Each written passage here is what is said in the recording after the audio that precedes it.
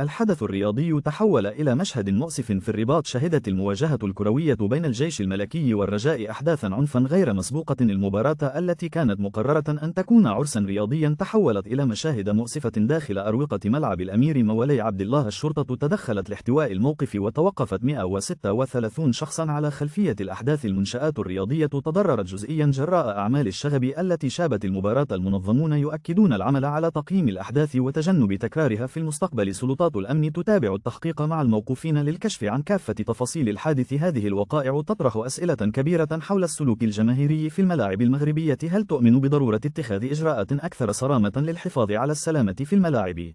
ما رأيك في مثل هذه الأحداث الرياضية؟ وكيف يمكن الحد منها؟ نادي برشلونة الإسباني يدرس عروضا لخوض مباراتين وديتين في الموسم المقبل. عقد مجلس إدارة النادي الكتالوني اجتماعا حاسما لرسم خارطة طريق استعدادات الفريق للموسم الكروي القادم.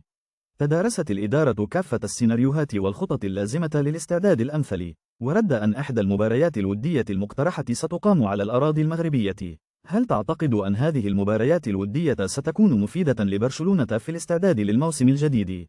شاركنا برأيك في التعليقات. تشهد الساحرة المستديرة مفاوضات ساخنة بين النجم السوري عمر السومة ونادي الزوراء العراقي. مهاجم فريق الحزم السوري فرض 3 شروط مثيرة للجدل توصف بالتعجيزية لقبول الانتقال. الشروط أثارت نقاشات واسعة بين الجماهير والمراقبين الرياضيين في المنطقة العربية. عمر السومة يطالب بحزمة مالية ضخمة ومزايا خاصة تؤثر على ميزانية النادي العراقي. الأسئلة تطرح نفسها: هل سيقبل الزوراء هذه الشروط الصعبة؟ وما هي احتمالات نجاح الصفقة؟ هل تؤيد انتقال عمر السومة إلى الدوري العراقي بهذه الشروط؟ شاركنا رأيك في التعليقات.